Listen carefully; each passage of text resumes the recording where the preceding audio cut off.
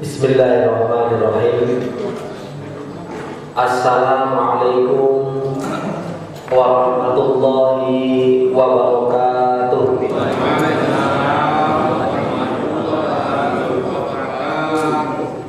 Alhamdulillahilladzi arsala rasulahu bil huda wa dinil haq liyudhhirahu 'ala ad-dini kullih wa kafa billahi syahida. Asyhadu an la ilaha illallah wahdahu la syarika lah wa asyhadu anna Muhammadan abduhu wa rasuluh. Ma sya'allahu kan wa ma lam yasha' lam yakun, la haula wa la quwwata illa billah. Qala Allah ta'ala fi kitabihil aziz, a'udzu billahi minasy syaithanir rajim. Bismillahirrahmanirrahim. Ya ayyuhalladzina amanu taqullaha haqqa tuqatih wa la tamutunna illa wa antum muslimun. Ittaqullaha wa qulu qawlan sadida yuslih lakum a'malakum wa yaghfir lakum dzunubakum wa may yuti'illaha wa rasulahu faqad faza fawzan 'azima. Wa qala Nabi sallallahu alaihi wasallam, ridallah fi ridal walidain wa sakhatullah fi sakhatil walidain. Sadaqallahul azim wa sadaqa rasuluhun nabiyul karim. Hamba Allah, muslimin muslimat, jamaah salat subuh Masjid Al-Aqwam yang dimuliakan Allah Subhanahu wa taala. Puji syukur kita haturkan kehadirat Allah semata yang masih memperkenankan kepada kita semuanya untuk menikmati kehidupan dunia yang fana ini. Mudah-mudahan kita bisa mengambil manfaat yang sebanyak-banyaknya dan sebaik-baiknya agar kita bisa memperoleh bekal untuk kembali menghadap kepada Allah penuh dengan kebahagiaan dan penuh dengan kesuksesan. Shalawat dan salam semoga juga Allah selalu mencurahkan dan melimpahkannya kepada insan teladan baginda Rasulullah Shallallahu Alaihi Wasallam yang telah membimbing kepada kita semua ke jalan yang benar, ke jalan yang selamat. Semoga kita bisa terus istiqomah mengikuti jejaknya agar kita bisa mendapatkan syafaatnya. Hadirin sekalian, waktu terus berjalan, tidak terasa sekarang ini kita posisi sudah ada di pertengahan bulan Rajab. Setelah Rajab bulan apa Pak? Sya'ban. Itu menandakan bahwa Rajab sekarang tinggal setengah bulan, kemudian masuk bulan Sya'ban 1 bulan lagi, kemudian akan datang kepada kita semua bulan yang sangat-sangat disucikan, yaitu bulan Ramadan.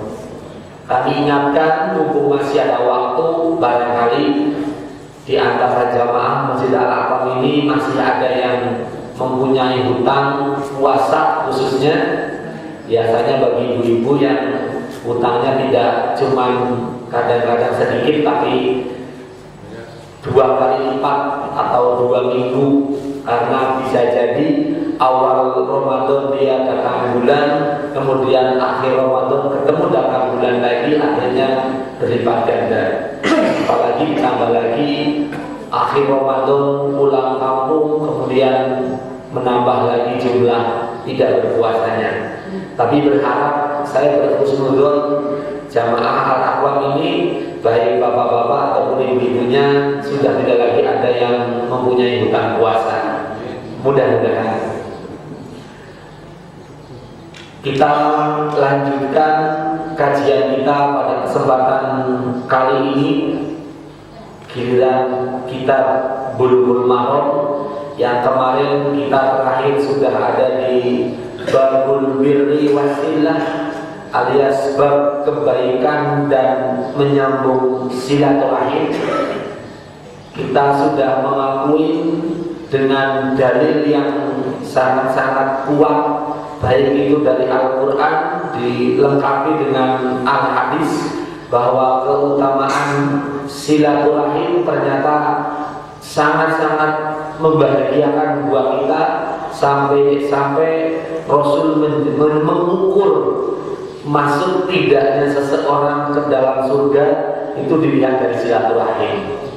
Untuk itu mari jadikan khususnya sholat berjamaah 5 waktu di masjid, kemudian adanya taklim atau pengajian baik yang di masjid atau mungkin di rumah-rumah keliling, jadikan itu sebagai ajang silaturahim awal sebelum kita bisa berkunjung atau bersilah di luar waktu-waktu itu. Syukur sholat berjamaah berjalan bagus, taklim juga kita selalu hadir, disempurnakan dengan kita berkunjung bersilah ke tempat saudara, ke tempat teman, apalagi ke tempat keluarga di luar waktu-waktu itu, sehingga itu akan menjadikan sempurna lagi. Rasul terakhir kemarin menginformasikan kepada kita, la yadkhulul jannata qati, tidak akan masuk surga orang-orang yang memutus, yaitu memutus silaturahim. Selama ini kita tahu keutamaan sedekah, kita tahu keutamaan berzikir, sudah banyak sama-sama kita pahami. Tapi tidak ada itu jaminan untuk surga ataupun tidak. Tapi ternyata silaturahim ini menjadikan kita sama-sama harus lebih mengupayakan, walaupun baru tahap awal, yaitu bersama-sama kita memakmurkan masjid sekaligus kita mendapatkan nilai silah. Baik, kita lanjutkan. Pada kesempatan kali ini kita memasuki hadis yang ketiga dari bab silah ini, atau dalam urutan hadis di Bulughul Maram ini adalah hadis ke 1485. Di sana hadis dibawakan dari sahabat Abdullah bin Amr bin As dari Nabi SAW. Beliau bersabda, hadis ini sangat masyhur sekali, walaupun mungkin kita tidak hafal, tapi sangat-sangat paham. Rasul menyebutkan ridallah fi ridal walidain. Kata Rasul, ridho Allah itu tergantung ridho orang tua. Wa sakhatullah fi sakhatil walidain, dan murka Allah itu juga tergantung dari murka orang tua. Sangat mudah kelihatannya untuk meraih ridho Allah, yang semua orang selama ini kadang mengidam-idamkan, tapi masih belum banyak menemukan jalannya dengan berbagai macam melakukan kebaikan, tapi bukan jadi ukuran yang telah dan utama. Dalam hadis ini Rasul menyebutkan ridho Allah itu diukur bagaimana orang tua kita ridho terhadap kita. Demikian juga sebaliknya, murka Allah juga diukur bagaimana kemurkaan atau kemarahan orang tua terhadap kita semuanya. Yang menjadi soal selama ini bukan sekedar ridho saja, tapi masalahnya dalam membedakan antara orang tua yang satu, dalam hal ini adalah bapak dan ibu, dan juga ada orang tua yang kedua, yaitu bapak dan ibu mertua, yang selama ini banyak salah kaprah. Karena dilengkapi dengan hadis yang lain, kita mungkin sering mendengar begini, kalau suami atau bapak-bapak yang paling utama untuk ditaati, untuk pertama diberikan penghormatan adalah orang tua. Tapi kalau untuk istri adalah suami. Ini yang kadang-kadang menjadikan salah kaprah. Bagaimana kita memberikan solusi? Ini yang menjadikan kadang-kadang iri buat para ibu-ibu atau para istri. Enak ya, bapak-bapak orang tua dipikirkan, tapi sementara untuk ibu-ibu atau untuk istri-istri hanya suruh memikirkan suami. Padahal tidak seperti itu. Seandainya bapak-bapak faham, seandainya suami-suami mengerti, tidak ada bedanya sebenarnya, baik itu orang tua sendiri kandung dari pihak suami atau bapak itu, atau mungkin orang tua istri, sama, hakikatnya sama. Maka kefahaman itulah yang menjadikan akan menimbulkan keharmonisan. Tetapi ketidakpahaman akan menjadikan fitnah. Karena belum lama, sebulan yang lalu, ada seorang ibu-ibu yang mengadu kepada saya tentang masalah seperti ini. Gila lebaran datang, bapaknya ngasih kepada ibunya atau kepada bapaknya sendiri sekian, tapi gila ngasih kepada mertua jauh 1/5-nya memberikannya. Kan yang membuat sakit hati atau tidak rela adalah seorang istri. Orang tua saya kok cuma begini dalam memperlakukannya, tidak bisa seperti itu. Mau orang tua kandung, mau mertua, hakikatnya sama. Kenapa? Iya, kalau mungkin kita belum punya embel-embel, belum punya istri, mungkin silakan orang tua nomor 1. Tapi dengan kita mendapatkan istri sebagai pendamping, kita mendapatkan ibu gitu. Bagaimana coba? Ya bagaimana kita sudah senangnya kita kepada istri kita, perhatikanlah bagaimana orang tuanya. Ini yang tidak selama ini banyak orang perhatikan. Tapi mudah-mudahan dengan kajian kali ini kita tidak lagi akan membedakan bagaimana mertua adalah orang tua kita, apalagi orang tua kita itu sendiri. Makanya sekarang ini bagaimana sebagai suami atau para bapak-bapak kepingin lebih dihormati, kepingin lebih ditaati, kepingin lebih disayangi oleh para istri. Ayo, jangan membedakan antara orang tua dan mertua. Karena terjadi fitnah. Kalau umpama gitu, sebagai bapak atau suami hanya orang tua yang dipikirkan, sementara mertua tidak, menjadikan istri sakit hati, menjadikan istri tidak ikhlas, mungkin akan dirasakan sendiri oleh para bapak atau oleh para suami. Nah, bagaimana coba kalau sudah istri sudah tidak lagi ikhlas, sakit hatinya itu juga menjadikan tidak berkah dalam kehidupan rumah tangga. Maka dari itu mari kita mulai kali ini membenahi. Kalau mungkin selama ini kita keliru, selama ini kita salah, kesempatan bulan Sya'ban akan datang, bulan Ramadan juga akan datang. Jangan nunggu lebaran kita bermaaf-maafan. Tapi sebelum memasuki bulan Ramadan, baik bapak ataupun ibu perhatikan bagaimana orang tua kita dan bagaimana mertua kita. Insya Allah nanti kalau seandainya seorang bapak atau seorang suami memperhatikan orang tua bukan hanya yang kandung tapi juga kepada mertua, nanti istri pun seperti itu, tidak lagi akan membedakan antara orang tua sendiri dan mertua. Yang selama ini terjadi begini, karena bapak atau suami memperhatikan mertuanya berbeda, sehingga yang terjadi ibu-ibu pada ngumpet-ngumpet atau mungkin mencuri-curi ketika mau melakukan kebaikan kepada orang tuanya sendiri. Karena apa? Suaminya membedakan atau bapaknya membedakan dalam memberikan kebaikan terhadap orang tua kandung atau orang tua mertua. Tapi insya Allah kalau seorang suami atau seorang bapak dalam memberikan kebaikan tidak pilih kasih antara orang tua kandung dan mertua, yakin istri pun akan penuh dalam mentaati suami, akan ikhlas setulus hati dalam melakukan kebaikan kepada suaminya.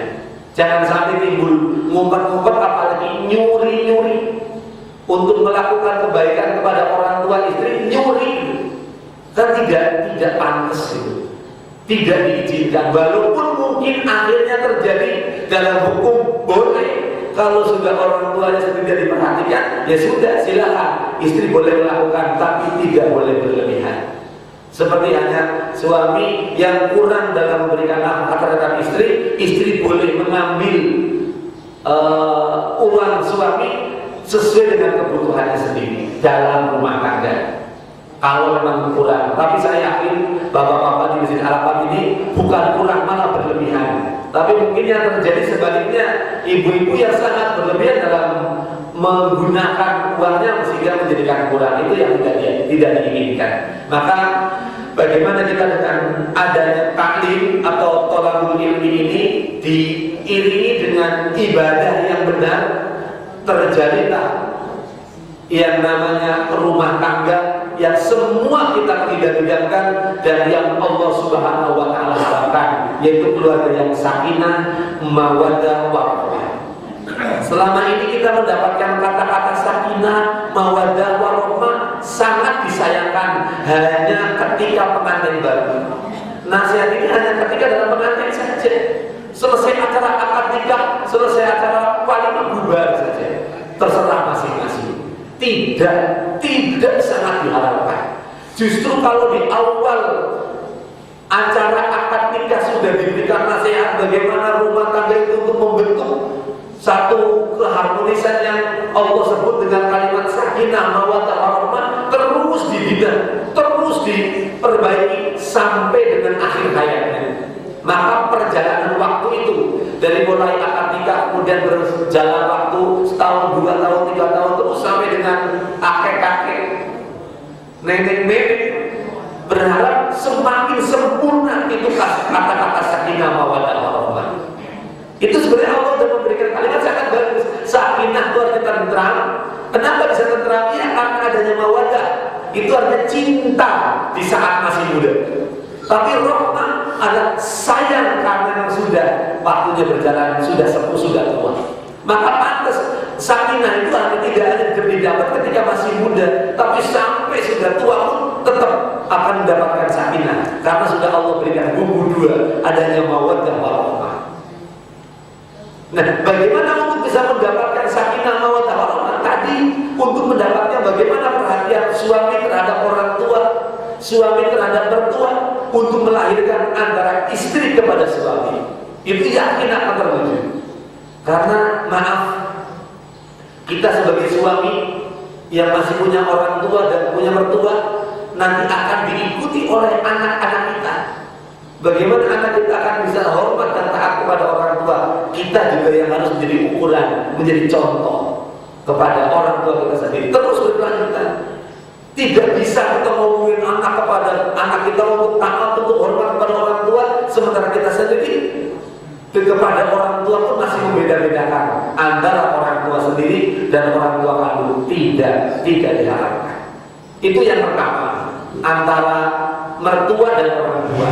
Sehingga sudah tidak lagi boleh terjadi, khususnya di jamaah Masjid Al-Aqwam ini yang saling membedakan antara orang tua dan mertua, sehingga nanti tidak lagi akan diharapkan istri harus mencuri-curi atau diam-diam dalam memberikan kebaikannya kepada orang tuanya sendiri. Tidak.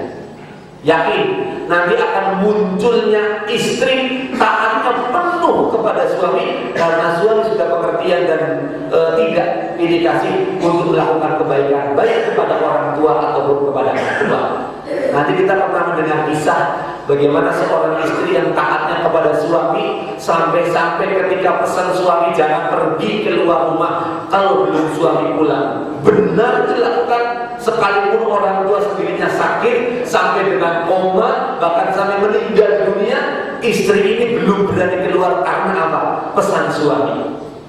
Yakin suami juga melakukan seperti itu perhitungan dengan dalil, dengan hukum, karena memang dia paham, sehingga ketaatan istri pun penuh, tidak karena dendam dan tidak karena emosi. Yakin akhirnya muncullah hadis ketika seorang istri yang taatnya kepada suami berlebihan penuh sangat, sehingga sampai orang tua sendiri tidak lagi dipikirkan, sampai sakit kemudian koma dan meninggal dunia. Akhirnya diadukan kepada Rasulullah, bagaimana ada perempuan yang kurang ajar hanya karena taat terhadap suami, akhirnya ibunya sendiri meninggal dunia pun dia tidak mau mengunjungi. Namun sudah, padahal ini hukum, tidak boleh lagi timbul sinis dan emosi. Rasul menghukumnya bagaimana? Orang tua yang meninggal dunia ini, yang tidak ditengokin oleh anak yang tadi taat terhadap suaminya, dari mulai sakit sampai dengan koma dan meninggal dunia, Rasul menyebutkan dosanya orang tua ini diampuni oleh Allah Subhanahu wa Ta'ala karena bisa mendidik anak perempuannya untuk bisa menjadi anak yang solehah sehingga taat kepada suami penuh. Tapi tolong ya, jangan berat sebelah, karena selama ini yang tidak terjadi keadilan, kami menjumpai pengajian jumlah kapasitas dan juga jumlah waktunya yang terjadi jauh lebih banyak pengajian ibu-ibu daripada bapak-bapak.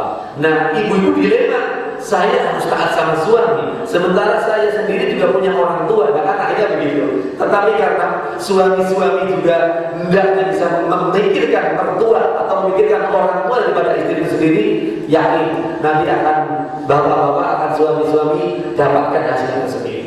Kemudian yang kedua, masalah orang tua juga tadi ada terjadi dua kubu juga antara ibu dan bapak. Sementara kita pernah mendengar hadis ketika ada seorang laki-laki datang kepada Rasulullah, ya Rasul, siapa orang yang pertama kali harus saya lakukan kebaikan? Kata Rasulullah, ibumu. Terus siapa lagi ya Rasul? Ibumu lagi. Sampai 3 kali. Siapa lagi ya Rasul? Ibumu. Kemudian siapa ya Rasul? Baru bapakmu. Ini bagaimana kita mensikapi kalau begitu? Kita bingung, jangan bingung. Kalau seandainya orang tua itu juga bapak dan ibu sama-sama ngerti hukum, nggak perlu pakai buku, mesti sama-sama dalam perjalanan. Kecuali kalau terjadi ada dua perbedaan yang diperintahkan kepada anak, antara perintah bapak sama perintah ibu berbeda gitu. Nah, dalam hal ini Islam mengajarkan dulukan perintah ibu terlebih dahulu daripada perintah bapak. Kalau seandainya bapak-bapak juga menuntut ilmunya tulus karena Allah, yakin nggak mungkin akan terjadi iri-irian. Karena begini hukum, bukan karena harus ego-egoan. Wah, enak banget ya ibu dulu sementara kan gitu. Tidak. Sudah dapatkan ini sebagai hukum dalam melaksanakan ibadah kepada Allah. Kita cuma satu kalimat kok. Ketika Allah dan Rasulnya sudah memberikan hukum, kalimat yang suruh kita lakukan adalah sami'na wa ata'na. Saya dengar dan akan saya taati. Gak boleh mau iri-irian, apalagi pilih kasih yang mewujudkan permusuhan dan dendam gitu. Ketika ada seorang anak taatnya kepada orang tua berupa ibu, kemudian dia lebih, sementara bapaknya di nomor 2 kan, kemudian bapaknya iri, bapaknya marah, itu tidak berilmu. Tetapi kalau bapak yang berilmu atau ibu yang berilmu, yakin tidak akan saling membedakan. Oh iya, karena memang lagi sama ibu, ya silakan, saya menyusul kemudian. Nah, dua dalil ini antara bapak dan ibu, mana yang didahulukan? Ternyata semua ulama sepakat ibu yang didahulukan, sehingga bapak-bapak tidak akan muncul sakit hati apalagi ini ya. Demikian juga antara mertua sama orang tua juga mohon kepada para suami untuk tidak dibeda-bedakan agar bisa mendapatkan cinta dari istri penuh, ketaatan dari istri maksimal, tidak lagi akan dibeda-bedakan, sehingga tidak lagi akan muncul melakukan kebaikan atau sembunyi-sembunyi karena takut diketahui oleh suami. Padahal kalau sama-sama mengetahui hukum, ketika istri mau melakukan kebaikan kepada orang tuanya, monggo, itu juga orang tua saya. Tapi juga istri juga perhatian, oh iya, orang tua saya dikasih, mertua juga dikasih. Sama, baik suami memperhatikan orang tua dan mertua, istri juga saya yakin dalam memperhatikan orang tua dan mertua juga tidak jauh berbeda. Ini hukum menjalankan. Tidak lagi boleh terjadi simpang siur pendapat yang akhirnya menjadikan fitnah. Tidak diinginkan. Hadis yang pertama, ukuran ternyata adalah orang tua untuk mendapatkan ridho dari Allah Subhanahu wa Ta'ala. Yang hadis berikutnya ini yang kadang-kadang menjadikan kita bingung dalam menghadapinya. Padahal tidak.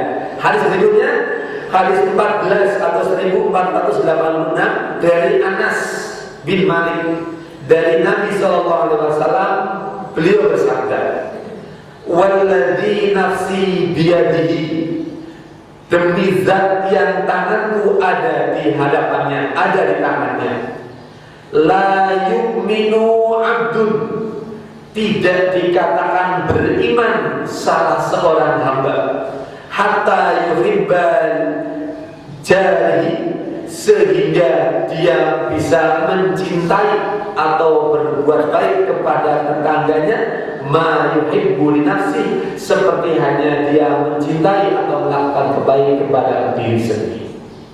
Nah, kalau hadis yang berikutnya yang kedua ini, ukuran kebaikan ukuran iman ternyata tetangga.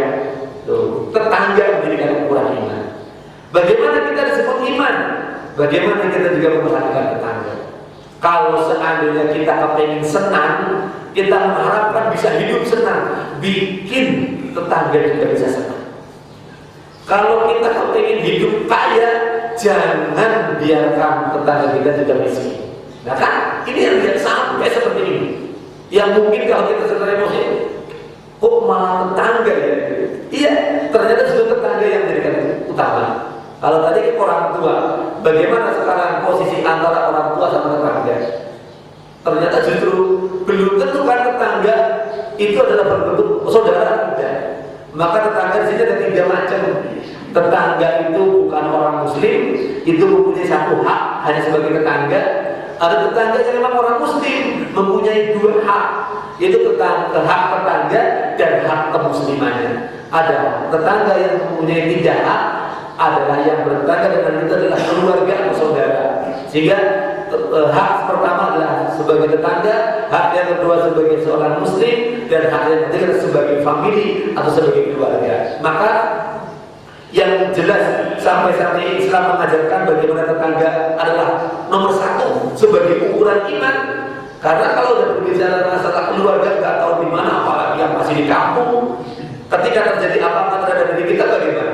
Iya, tetangga yang paling utama. Maka juga jangan coba membeda-bedakan.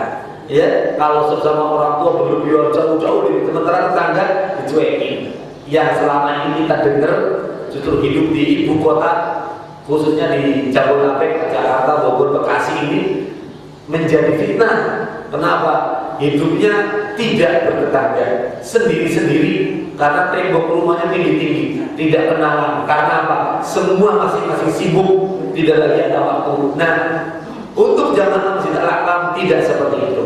Jangankan kok keluarga dekat, jangankan tetangga dekat, tetangga jauh pun kita memikirkannya. Nah, mudah-mudahan sebagai hukum daripada yang kita semua pelajari, menjadikan harmonisnya kita dalam hidup berumah tangga, menjadikan harmonisnya kita juga hidup bertetangga. Yang terjadi nanti kita akan mendapatkan kebaikan semuanya. Enak, ternyata hidup yang paling nyaman adalah hidup yang tetangganya baik, juga keluarganya juga baik. Jangan sampai malah terjadi kepada tetangga baik, malah kepada keluarga tidak baik, salah. Juga sama, kita kepada keluarga baik, kepada tetangga tidak baik, juga salah. Tapi orang yang berilmu, apalagi orang yang beribadah, dia akan mendapatkan kepada tetangga dan juga dia berlaku baik, apalagi pada keluarga, kepada orang tuanya. Silakan, 2 hadis ini barangkali ada yang mau menanggapi, atau ada yang mau komplain, atau mungkin ada yang mau bertanya. Kami persilakan. Cukup 2 hadis terlebih dahulu, baru nanti kita masuk kepada hadis berikutnya. Monggo. Nah, ini biasanya ibu-ibu yang paling komplain juga. Silakan. Silakan Bapak, ibu yang mau bertanya. Itu ada ibu itu sebelah pojok sana tuh dan juga.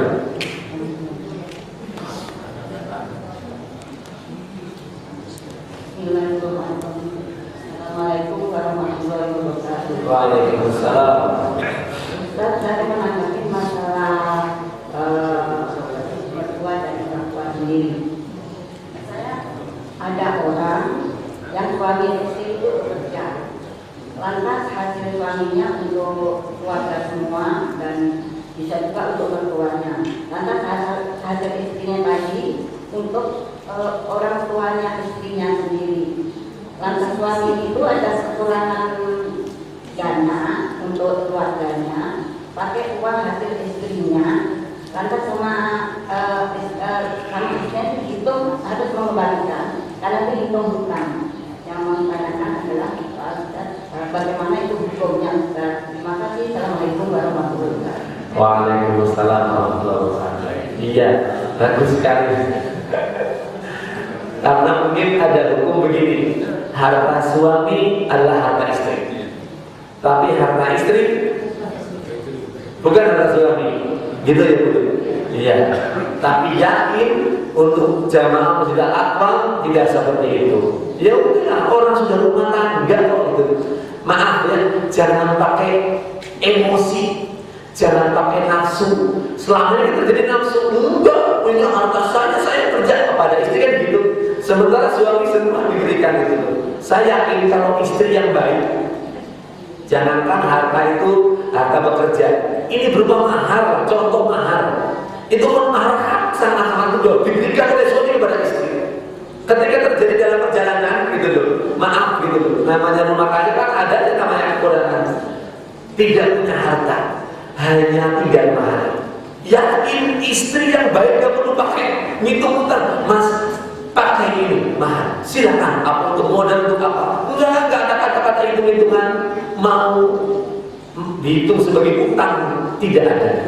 Tetapi sebagai seorang suami juga harus mengerti gitu.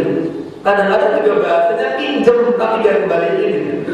Dek, itu kata bapaknya, kata suaminya, Dek, saya pinjam dulu ya maharnya untuk modal. Nah itu kalau udah pakai bahasa pinjam ya wajib dikembalikan. Ya, kalau sudah bahasa pinjam dulu, jangan mentang-mentang kepada istri kok pinjam gak dikembalikan, atau sebaliknya. Ada juga kita ada karena anak punya tabungan, Dek pinjam dong gitu, dipinjemin tapi ternyata nggak kembaliin, salah. Kalau udah berbicara masalah pinjam atau utang kepada siapapun wajib mengembalikan. Nah kalau tadi seorang istri yang kemudian dipakai hartanya oleh suami, itu ijabnya apaan? Apa memang suaminya meminjam atau memang istrinya memberi? Nah itu kan bahasanya berbeda. Kalau memang istrinya ngasih, Mas ini dari kekurangan pakai aja silakan gitu. Iya, jangan harapin untuk dikembalikan gitu. Tapi kalau memang suaminya minjem, dipinjam dulu sini kita dikembalikan, itu wajib mengembalikan. Cuma lebih masalah lagi gitu loh, sekalipun itu minjem tapi ternyata dalam perjalanan tidak ada yang untuk mengembalikan, maaf, apalagi keluarga suami istri, orang lain gitu loh, ada tetangga pinjam kepada kita kasih pinjam, bilangnya sebulan juga enggak juga kunjung selesai, dikasih waktu lagi sebulan lagi, 2 bulan, 3 bulan, 4 bulan, sampai setahun. Kita tahu bahwa ternyata dia nggak ada yang untuk mengembalikan, mau bilang apa? Islam kan mengajarkan cuma 2, berikan tangguh kepada orang yang pinjam kepada kita, kasih waktu gitu. Jangan walaupun janji sebulan 2 bulan, tapi ternyata sampai setengah tahun belum bisa bayar, kasih waktu lagi. Dan yang kedua, Islam mengajarkan kalau kamu mensedekahkan atau mengikhlaskan jauh lebih baik, gitu kan? Itu Islam mengajarkan. Itu orang lain, itu tetangga, apalagi itu suami istri atau kepada bapak dan ibu sendiri kandung, kok mau dihitung sebagai utang? Ya monggo, ya kecuali memang ada suaminya itu ada begitu memakai uang kemudian lama-kelamaan sukses misalnya, ya silakan mau hitung juga gak apa-apa. Kayak tadi sebenarnya gitu kan, tetangga utang kepada kita, silakan, kita gak mau mengikhlaskan gak apa-apa, orang namanya dia utang. Tapi kan Islam mengajarkan kepada kita mensedekahkan atau mengikhlaskan lebih baik. Kalau kata ibu, iya, kalau cuma sedikit mah diikhlaskan gak apa-apa, gede gitu, dihitungkan. Ya, mudah-mudahan ibu semua dan bapak-bapak juga mengerti ketika emang suaminya benar-benar merasa keperluan. Kalau ibu punya tabungan, jangan sampai dibilang apa sih bu? Udah tahu suaminya pontang-panting ke sana kemari, apalagi sampai mau minjem ke orang lain. Sementara ibu atau istri punya tabungan, kok diem aja? Dipegang udah enggak, dan kalau dikasih sama suami gak bakal diganti, gak bakal dikembalikan. Rela suaminya minjem ke orang lain, sementara istrinya punya tabungan. Terlalu istri macam apa? Ya bila perlu tadi ketika suaminya pontang-panting ke sana kemari, Mas ada apa? Ini subhanallah. Yakin ibu, nanti suami akan berpikir, subhanallah, benar-benar ibu nih, oh gitu. Jangan malah terjadi kurang ajar ya. Ibu punya tabungan kok diem-diem, sementara bapak malah terjadi berantem gak ada karuan. Tidak berdimingkan dari situ. Silakan, maaf. Makanya kepada bapak dan ibu, rajin-rajin membaca doa Rabbi shrah li sadri wa yassir li amri wa saling lapang. Jangan menunggu diminta, kalau bisa jangan menunggu diminta. Maaf, ini buat ibu-ibu ya. Kalau sampai suami sendiri bingung montang-mantingnya di mimbar nggak dapat, ibu punya tabungan mau diem aja. Terus bagaimana kalau terjadi orang lain yang punya kebutuhan kayaknya sangat-sangat berat sekali. Mudah-mudahan itu yang lalu terjadi. Kalau mau sekarang masih ada apa yang dipakai oleh suami kepada istri tadi masih belum dikembalikan, ibu lihat coba. Ya, ibu lihat suami kita ada enggak yang untuk mengembalikan. Kalau nggak ada yang mengembalikan, tak ikhlasin. Ini maaf buat ibu terutama. Karena udah berbicara masalah pinjaman atau masalah utang, kalau sampai terjadi di bawah mati, Allah tidak mau menerima ruhnya. Nabi sendiri tidak mau menyolatkan jenazahnya. Makanya kan menjadi hukum ketika mau menyolatkan jenazah, pihak keluarga suruh memberikan sepakat 2 patah kata. Sampaikan, barangkali ada yang punya urusan utang piutang dengan jenazah ini kepada saya sebagai keluarga. Nah, kalau sudah ada yang bertanggung jawab seperti itu, bebas jenazah itu dari urusan duniawi.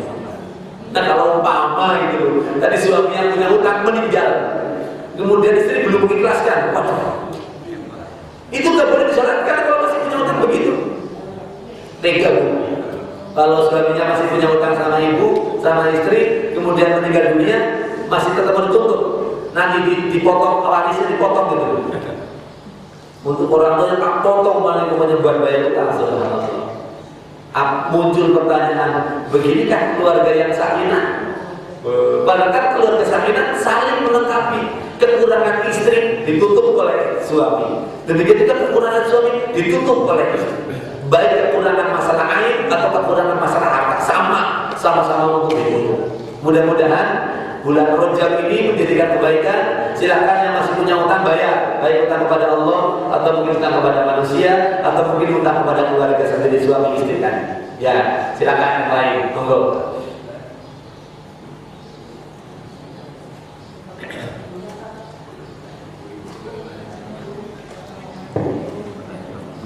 Assalamualaikum warahmatullahi wabarakatuh. Waalaikumsalam. Ustaz, Monggo. Jangan ngetes. Monggo. saya punya tetangga non muslim. Bagaimana dia sering ngasih makanan pada saya? Apakah bisa terima atau saya? Bagaimana? Udah. Kedua, bagaimana kalau terus itu menyumbang untuk masjid? Apakah kita terima atau bagaimana? Ustaz? Terima kasih. Wassalamualaikum warahmatullahi wabarakatuh. Waalaikumsalam warahmatullahi wabarakatuh. Ini ilmu besar kali ini. Tetangga non muslim baiknya seperti itu, selalu ngirim makanan. Sementara tetangga yang muslim gak diceritakan itu pada ngirim makanan. Ya malu. Ya tetangga non muslim bisa rajin ngasih makanannya. Bahkan tadi sampai ngasih jariah ke masjid, ngasih sedekah ke masjid atau ngasih hadiah ke masjid. Ini mohon kepada semuanya, bagus. Perhatikan. Ini benar ya, kalau untuk kepada non muslim waspada. Karena kita tahu bahwa bebasnya makanan yang dimakan oleh non muslim, khususnya dalam hal ini adalah makanan yang dilarang oleh Islam. Yang paling membahayakan adalah babi. Mereka udah biasa kalau itu. Tapi mudah-mudahan kalau bapak sendiri paham, karena mereka kan ngerti ke dalamnya, dia nggak pernah pakai begitu-begituan. Gitu. Apalagi kalau yang dikasihkan itu maaf lah, apa buah-buahan atau mungkin sekalipun makanan itu jelas makanan yang beli sama-sama kita beli. Contoh beli kue Maharani gitu. Lu mau muslim juga beli di Maharani, dia beli Maharani cuma ngasih ke kita, itu enggak boleh diterima. Yang enggak boleh itu pemberian makanan yang sudah diatasnamakan kepada selain Allah, yang sudah sesaji gitu. Lu mau diberikan enggak boleh. Ini yang jelas kalau teman hanya untuk muamalah kan boleh. Makanan boleh. Kita diberi apa? Maaf, ini terjadi banyak ketika bulan Lebaran, karena saat ini tetangga dekat sekali dengan non muslim, sampai-sampai tetangga non muslim itu ngasih pakaian, karena ketika kita muslim diberikan makanan. Dan makanannya mereka kebetulan tetangga muslim tadi, tetangga non muslim tadi orang kaya, diberikan makanan yang harganya maaf gitu loh, sangat mahal. Ya karena emang dia kaya gitu loh, kepingin berbuat baik kepada muslim, diberikan. Nah ini terima nggak apa-apa. Tapi jangan sekali-kali terus kita punya beban buat karena saya lebaran diberi, saya juga nanti ketika dia Natalan kita memberi. Nah ini nggak boleh. Ini jangan diotak-atik. Kalau kamu beri aja, tapi jangan kaitannya dengan hak ibadah dia. Bila perlu dibalik malah boleh. Ketika dia Natalan ngasih ke kita, ketika kita lebaran kita ngasih mereka, itu malah boleh. Tapi yang terjadi kan nggak begitu. Yang terjadi ketika kita lebaran dia ngasih ke kita, itu sebenarnya namun budi. Itu politik sebenarnya agar mereka nanti mendapatkan kebaikan dari kita. Oh, ditunggu nanti ketika Natalan. Ngasih kan? Itu sama dengan menghormati Natalannya mereka. Kalau masalah muamalah nggak jadi masalah, tapi kalau berbicara masalah ibadah, hati-hati. Apalagi kalau sampai masalah mengucapkan selamat Natal gitu. Termasuk karena Natal dan tahun baru kita pakai selamat tahun baru juga sama. Nah, muncul setan yang berputar otak gitu loh. Nggak boleh kan kita menghormati Natal-Natalan. Nah, nanti memberikan hadiahnya bukan pas Natalan. Natal tanggal berapa Bu? Oh, apal kan? Iya, ibu kadang memberinya kadang tanggal 23 atau lewat sekali ya entar tanggal 27. Enggak beda itu, sama itu. Iya sama aja. Orang memang sebenarnya kita mau memberikan pas Natalan cuma tahu nggak boleh, udahlah biar aja masukkan lebih dulu tanggal 20. Ya sama, 20 atau 25 kan sama itu maksudnya itu kan untuk Natalannya. Nah ini mohon bagi semuanya. Nah ini kalau demikian itu untuk masalah makanan juga sama. Kalau memberi silakan memberi. Kalau mereka memberi, kenapa kita nggak memberi kepada mereka? Nah kedua tadi masalah sumbangan, nyumbang ke masjid boleh. Kita kan butuh dana. Masalahnya buat dia nggak dapat jadi pahala gitu Pak. Buat dia jadi pahala, dia hanya dapat kebaikan itu aja sekali. Bedanya kalau orang yang muslim, orang yang beribadah, gitu kan, orang yang beriman terus mengalir selagi memang masjid itu untuk manfaat semuanya. Itu bedanya gitu Pak. Jadi kalau untuk orang yang tidak beribadah, untuk orang kafir atau untuk orang yang musyrik tadi memberikan kebaikan, ya hanya sekali dapatnya itu. Muamalah dapatnya aja, tapi tidak mendapatkan pahala apa-apa. Termasuk memberikan di Idul Adha dia berikan sapi, ini sebelih aja dimakan orang kita yang menyembelih kan, kita yang membaca doa, kita yang masak nggak apa-apa. Ya, baik. Tapi sekali lagi pertanyaan Bapak tadi sebenarnya nyinggung gitu. Orang tetangga yang muslim gak pernah ngasih makanan yang muslim. Tapi mohon ya, ini sebenarnya kalau berbicara masalah tetangga rawan sekali. Mungkin ibu pernah mendengarkan Bu ya, kalau masak itu tolong perbanyak airnya bagi tetangga. Itu tetangga kan gak pada dulu gak muslim. Satu, yang kedua, ibu juga tahu kan, kalau tetangga mencium bau masakannya wajib. Itu kan ternyata dari penciuman. Sama kalau kita melihat juga sama ibu pulang dari mana jalan-jalan yang kelihatan dari Bogor itu, pulang dari Bogor itu bawa kaos, tetangganya lihat itu punya hak untuk bisa nyicipin, walaupun cuma sepotong yang udah digoreng atau sepotong yang udah direbus, itu punya hak. Sama itu muslim kayak enggak muslim sama kalau udah berbicara masalah tetangga itu, ya. Apalagi tadi kan ternyata yang bau bukan hanya masakan aja. Tetangga kita pulang dari mana nggak kelihatan, orang mobilnya langsung masuk garasi, sehingga oleh-olehnya nggak pernah kelihatan. Tapi ternyata bau karena beli durian kan, dibuang tempat sampah, duriannya bau kemana-mana. Ini mohon yang bertetangga, ya, fitnah yang disalahkan bukan tetangganya yang tadi, tapi yang beli durian tadi. Berilah hak kepada yang lain, gitu. Yakin kalau kita sudah diberikan hak oleh tetangga, kita pun akan memberikan balasan kepada yang lain. Gitu. Satu lagi, silakan. Biar pikir yang bertanya 3 orang.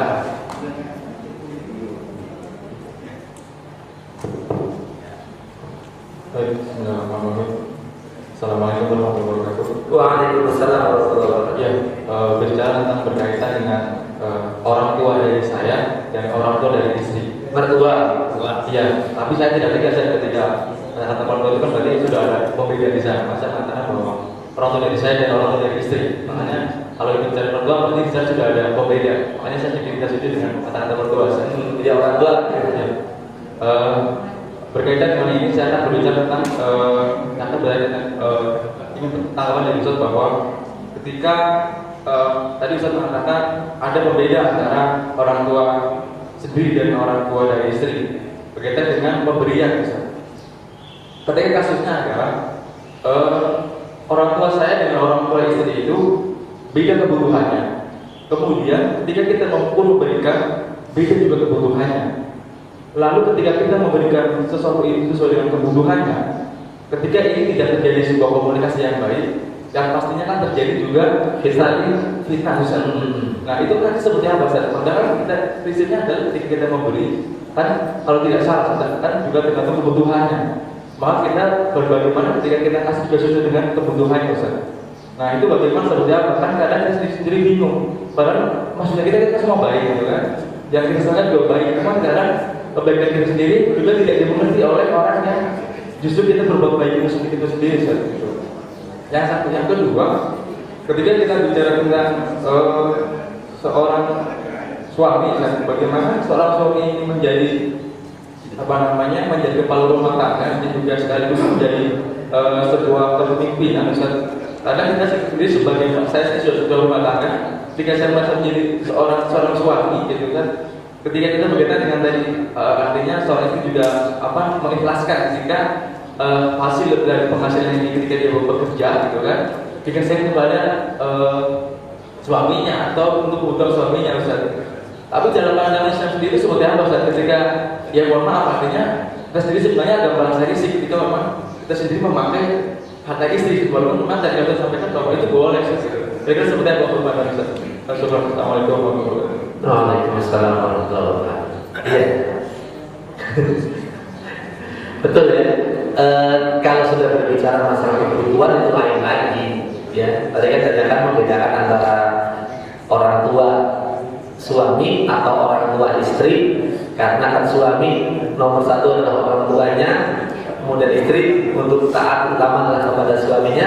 Maka ketika seorang suami memberikan kebutuhan kepada orang tuanya ternyata lebih sedikit karena kebutuhannya sedikit dibanding dengan kebutuhan tertua, ya tidak jadi soal. Ini mohon, cuma masalah yang menjadi fitnah tadi benar, secara kebutuhan itu benar, tidak bisa dibeda-bedakan. Kebutuhan orang tua suami besar karena yang lagi membutuhkan. Kebutuhan orang tua istri memang sedikit karena ada kurang kebutuhannya, nggak apa-apa. Tapi tetap bagaimanapun masalah seperti ini, suami yang baik itu ya jujurlah kepada istrinya gitu kan. Manggilnya apa sih? Kalau suami yang baik manggil kepada istrinya apa? Dek atau mama atau ibu atau saya atau saya kayaknya aku banget ngomong sayangnya gitu loh. Atau mami papi gitu. Atau Ustaz kemarin itu. Iya, kayaknya aku banget manggil saya, aku karena mungkin gak pernah manggil saya.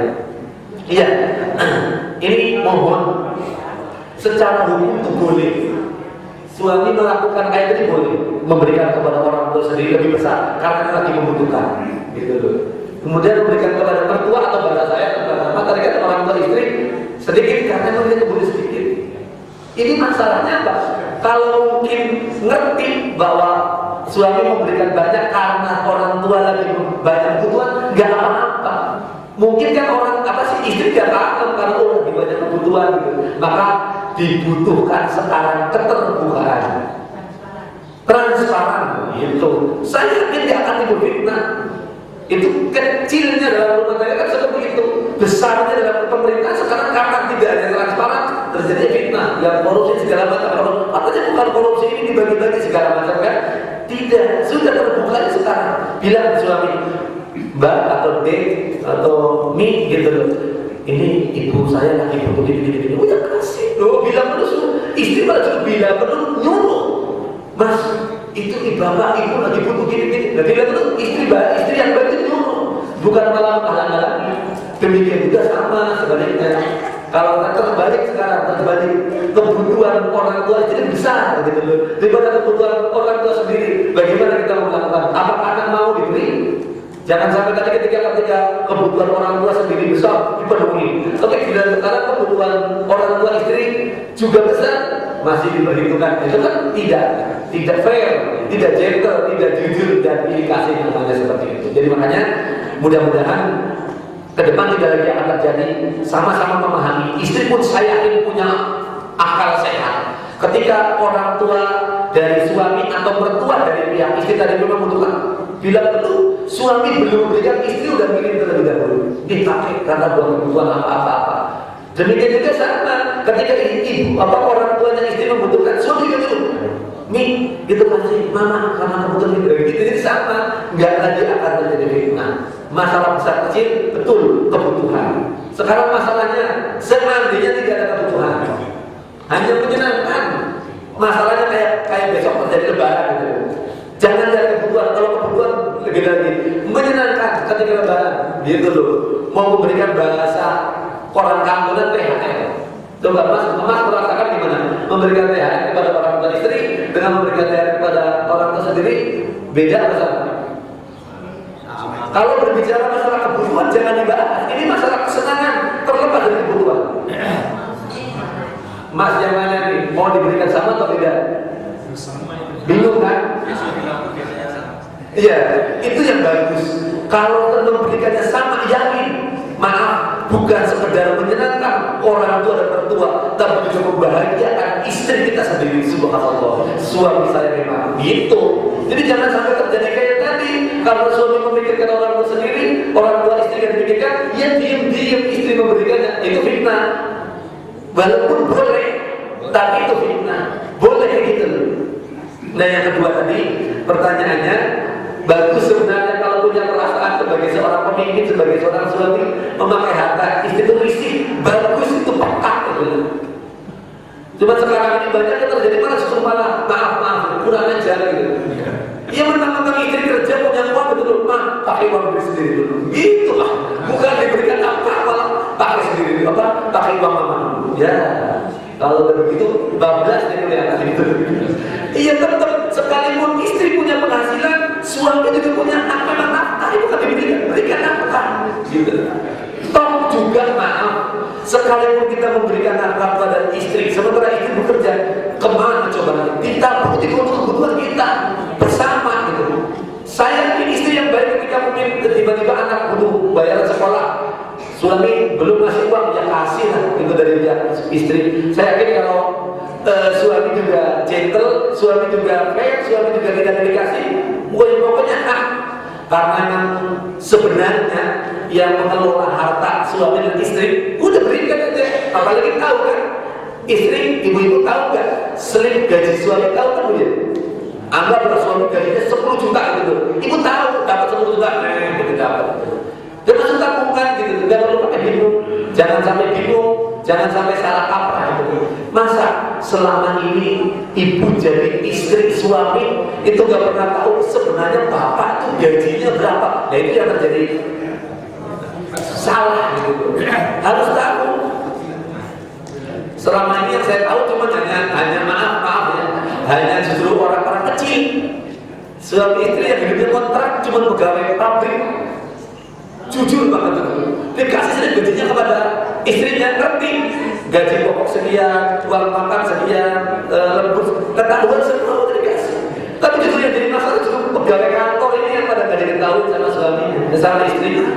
Karena langsung masuk ke rekening. Lagi mana? Tolonglah, tolong.